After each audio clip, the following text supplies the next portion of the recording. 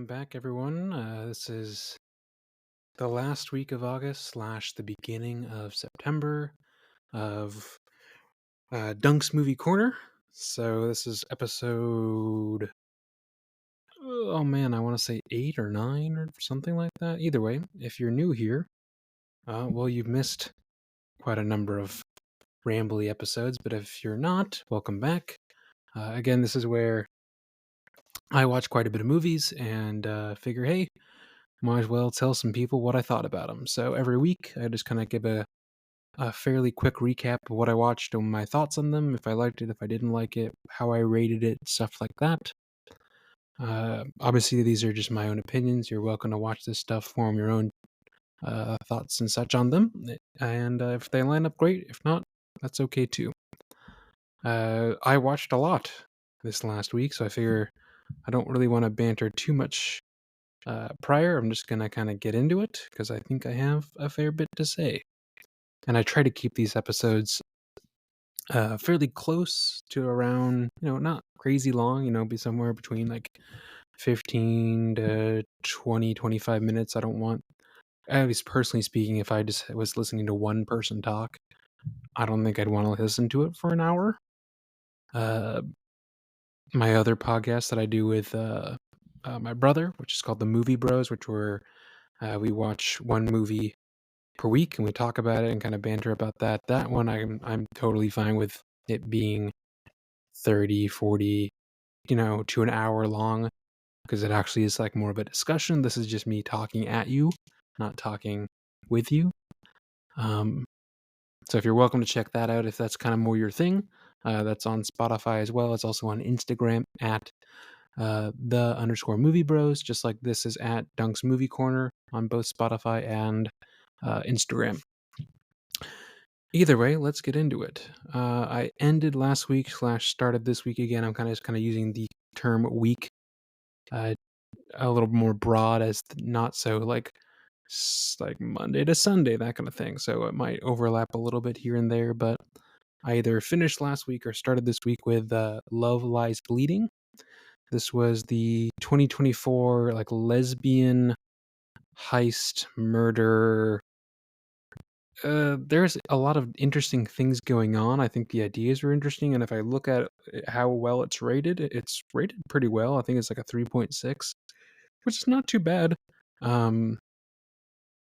I did not rate it very highly. Well, actually, no, I didn't rate it at all because I didn't finish it. So I need to preface that this is noon. I put this on my laptop while I'm having like a sandwich at lunch, dinner table, like I'm just chilling, middle of the day, and this is a lot of.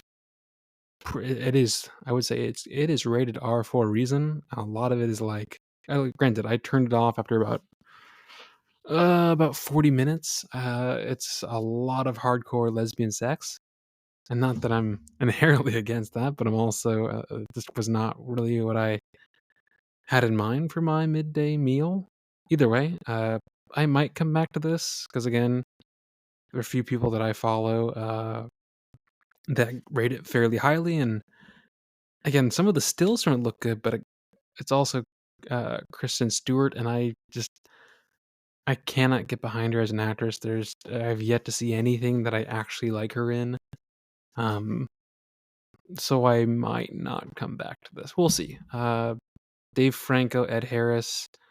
I'm blanking on the other chick's name who is like she's been doing a lot more stuff. Katie O'Brien, that's who she is. She was in Twisters and she was in Andor, so she's kind of starting to become a little bit more common in the scene, in the industry, I guess. So that's all I've kind of got to say about it. Again, I didn't rate it.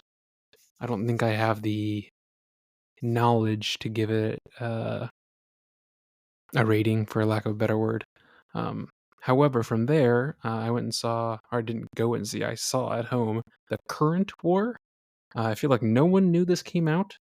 This was, at this point, 2017. The only reason I saw this is because it was on Paramount Plus under the Showtime part, and I just saw the poster, which is just like a very simple, and sometimes minimalism I think works really well. It was just like a light bulb, and I liked the look of it. And then I realized, oh, it's got a lot of people in it that I know. Like, for example, Benedict Cumberbatch, Michael Shannon, Nicholas Hoult, Catherine Watterson, Tom Holland, Matthew McFadden. Uh, there's tons of people in this.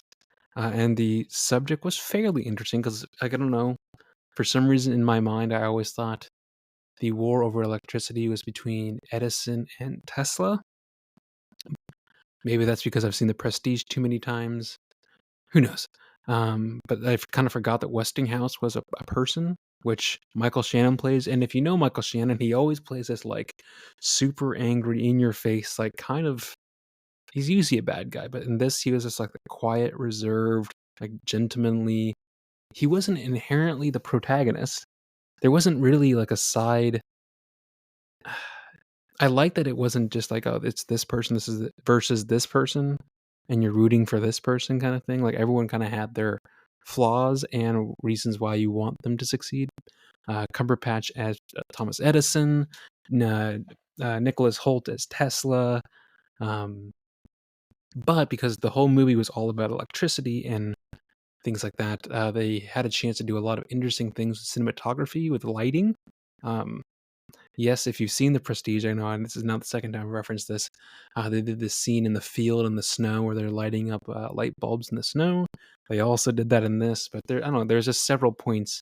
Even the whole, if you look at stills from this movie, there's like a map of the United States that they light up with light bulbs, showing who controls which part of the electrical business. Like if it's Edison or Westinghouse, where it's yellow or red. That stuff's super cool. The story was okay. I think I gave this. What did I give this out of 5? I gave it 3.5. So like pretty good. Um, it's not an action adventure. It's not like it's definitely a period piece, and it plays as a period piece, but still very enjoyable, at least in my eyes.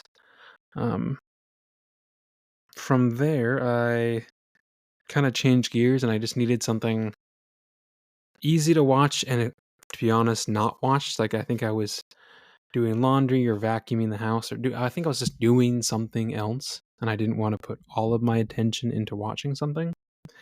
So I put on the Super Mario Bros. Movie, just the new one, not the old one. Which now that I've seen the new one, I kind of want to watch the old one because the old one looks kind of ridiculous, which I might be here for, like Leprechaun kind of vibes. Either way, the new one, I felt, to be honest, was super bland, like super boring. It's nothing really interesting at all happened. Like I could have told you the end of the movie in the first 5 minutes.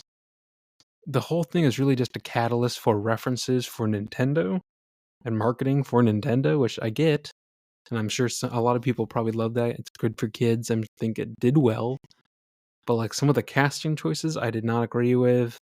The music choices weren't always great. Um, Obviously, the only thing I think that could have saved it, but again, it's not enough. It's Jack Black as Bowser doing Peaches, which everyone at this point knows about this. But if you haven't, there's a song where Bowser's in love with Peach. And it's just fantastic. But again, let's call that 5 minutes. Okay, now there is 80 like 7 more minutes of just like, oh, I don't really need to pay attention to this. So wouldn't be something that I'd super recommend. I gave it somewhere between 1.5 to 2 stars out of 5. So not great. I feel like I needed a palate cleanse after that, so I rewatched for, I don't know, maybe the third, fourth, maybe fifth time. I don't know. I haven't logged all of the times I've seen it on Letterboxd, but I rewatched Dune Part 2, which, wow, if you put that next to the Super Mario Brothers, what a absolute masterpiece, and what a piece of shit the other movie is. Um, the music, the cinematography, the acting. Granted, the cast is stacked. Like this is a big budget movie that does it correctly. Denis Villeneuve, the director. If you don't know his stuff beyond Dune, because I know that was kind of a big one that a lot of mainstream what's the right word? Mainstream audiences really connected with, but he's done a lot of other really cool stuff. Sicario, super good, super intense, well shot, like border, like U.S. Mexico tension, really really good. Kind of a tough watch. He also did the new Blade Runner 2049, which I personally really really love. Some people really are more divisive about it, but comme ci comme ça. It's just I really liked it. He's done Prisoners. That's also he makes really good movies. So obviously this was going to be good.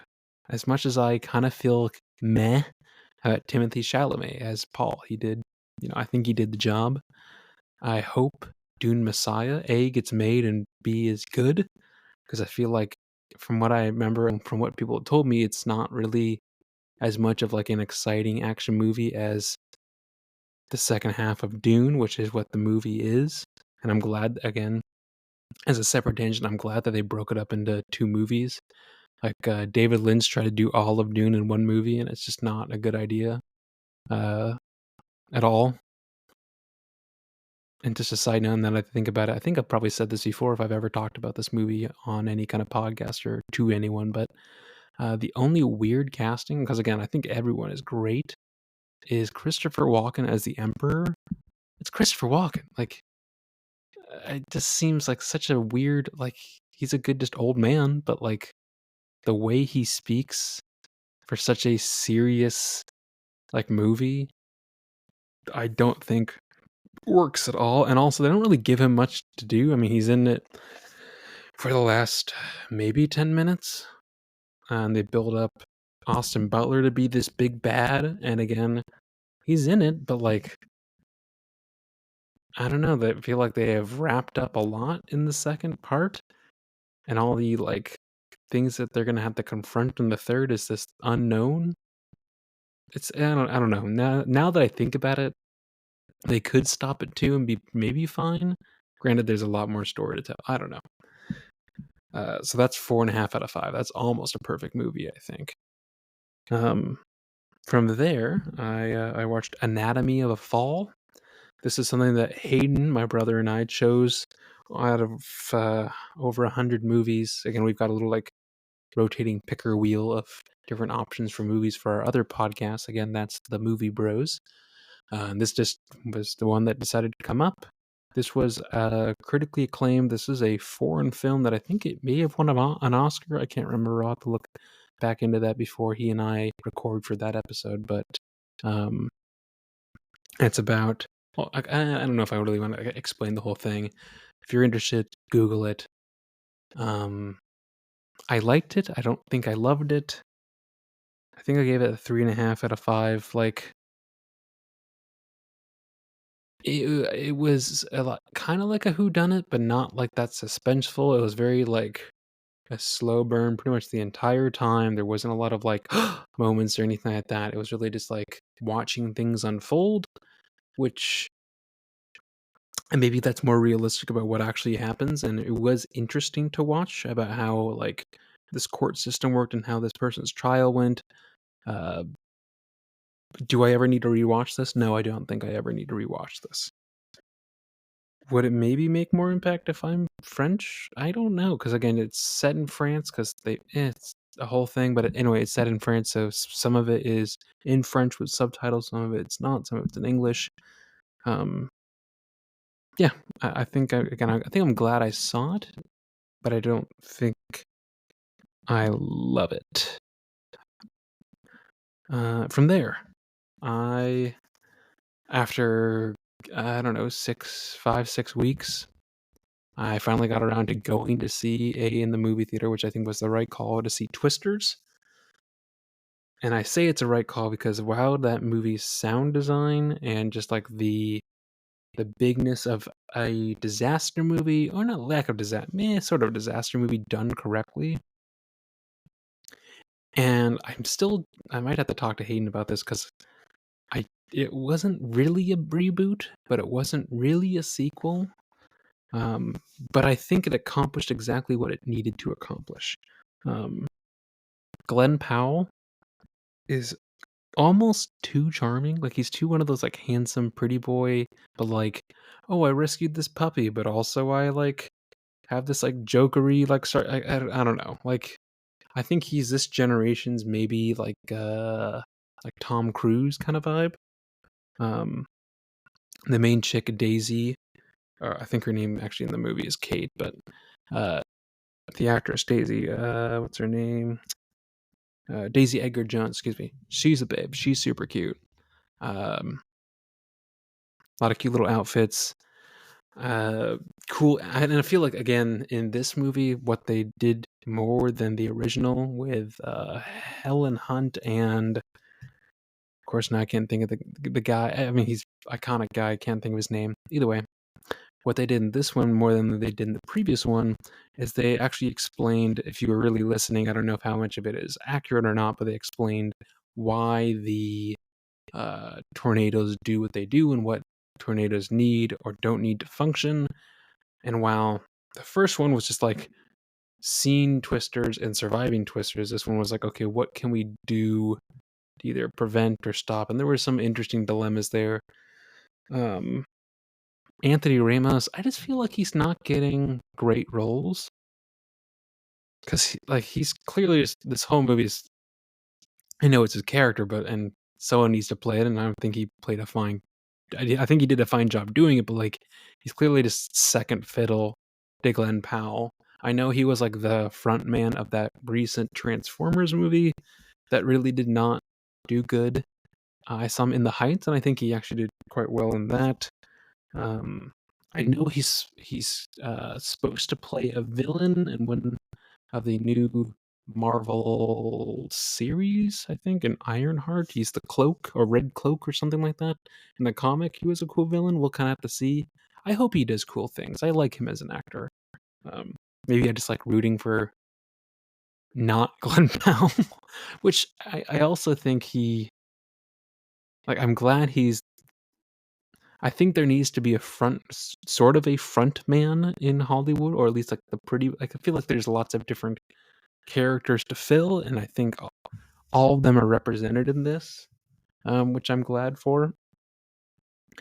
Uh, yeah, I was surprised with the music in this. Actually, in this, there's a lot of really pretty piano work being done. I think I might have to go back and listen to this again because um, I caught up on some of that, and I really enjoyed it.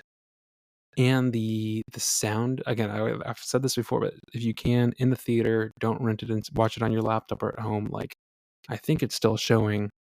Um, I don't know, just it was the stuff where you could see the chaos happening and you can feel like the wind in your chest just from like the sound design.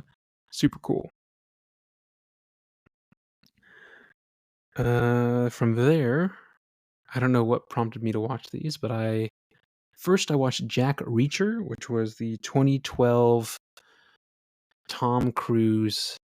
Uh, it's like a sort of a whodunit with action and yeah, I don't really know how yeah, so yeah, I don't know. It's like a not a spy. It's not, it's like a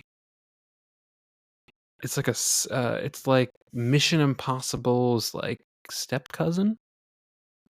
I think it's directed by Christopher McGuire, who also did like 3 or 4 different Mission Impossible movies, but I mean, so it has definitely that same feel, but um the first one's pretty fun. I think I had seen it, but I couldn't remember, so I marked it as not having seen before. So I watched it, quote unquote, for the first time. But again, there are a few things throughout where I felt like I had seen it before. Um, it's just generally Tom Cruise being a badass for 2 hours, which for the first movie I was totally fine with that. And he wasn't old and didn't look and feel old enough to where it looked and felt unbelievable. Granted, he didn't look like he was 30. He definitely looked like he was like at least 45, which they said he was in his 40s in this movie, so at least they like commit to the bit. Um, there was a few other people in this: Rosamund Pike, Richard Jenkins, um, and it was it was fun. Like, I think I gave it a 3.5. Like, not a bad movie at all.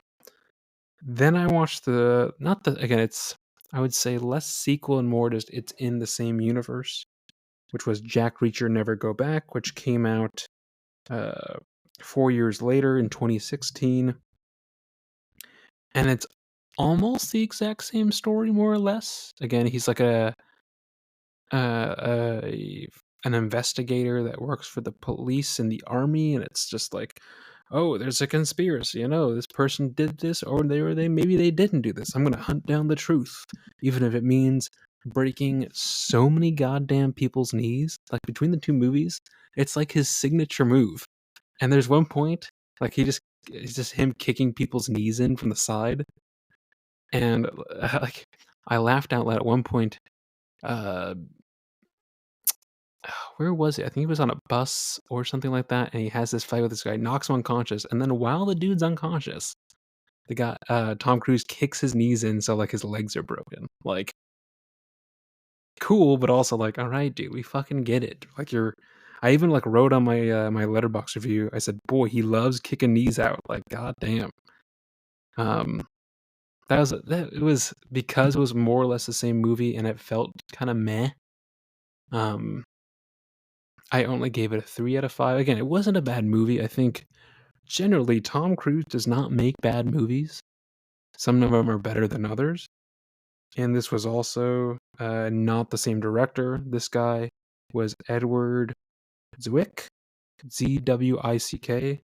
Which, if you look at his filmography, he's done some cool stuff. Like, he did The Last Samurai. He's done Blood Diamond, Pawn Sacrifice. Uh, I know I haven't seen Legends of the Fall, but that's supposed to be a whole thing to watch. Um, so maybe there was just the direction change that I wasn't a big fan of. Either way, I felt like I needed to finish the series since I didn't realize it was a series. Um, but yeah, that's kind of more or less what I watched this week. That was 1, 2, 3, 4, 5, 6, 7, 8 movies in a week. I'm doing pretty good. Yeah, I'm not aiming for any specific number. So yes, some weeks are going to be lighter than others. There are weeks coming up where I'm going to be out of town or I'm just busy. So we'll kind of see how this all sorts out. And again, these are just my own opinions. So I would say feel free to watch, I would say, most of these and form your own opinion. But again, kind of, I would say, think about the thoughts that I've expressed, and maybe they might influence if you even want to put the time in to watch some of these, because they may or may not actually be your cup of tea. And bear with me as I'm slowly kind of trial and error, and over time I'm just trying to figure out how to do this whole podcast kind of thing where with intro and outro music. If you listen to the last episode, I added those in. I've been getting with this one. I'm going to record it tonight. This is, God, what day is it? This is Tuesday, September 3rd. I might see if I can edit it, actually. I know, edit, which I haven't done for literally anything. Add the intro and outro music and see if I can cut out all the like dead air and pauses so it's a little more snappy.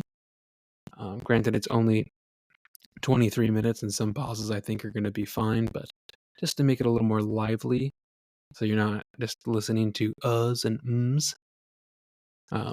So again, I'm just trying to constantly add 1% of better to this and to the other one again with my brother. But if you have recommendations, again, of things I should watch or not watch, or if you have comments on the things I have watched and commented on that you either agree with or don't agree with, I'd be happy to have a little banter, a little dialogue, a little communication with you folks, whoever you might be. Because again, I see analytics about who listens to this kind of stuff, so I know there's 1 or 2 of you out there. But shoot me a note. I'm on Spotify again. Obviously, that's where you probably found this. I'm also on Instagram at Dunk's Movie Corner, and I'm also on Letterboxd. If you ever want to just go to the source and see what I'm watching, I'm at Duncan8Donuts, the number 8, and donuts as in Donuts, not the weird way with all the UGH, all that stuff. No, it's ridiculous. And yeah, thanks for listening. I'll catch you folks, you guys, you gals, you people, you cinephiles in the next one.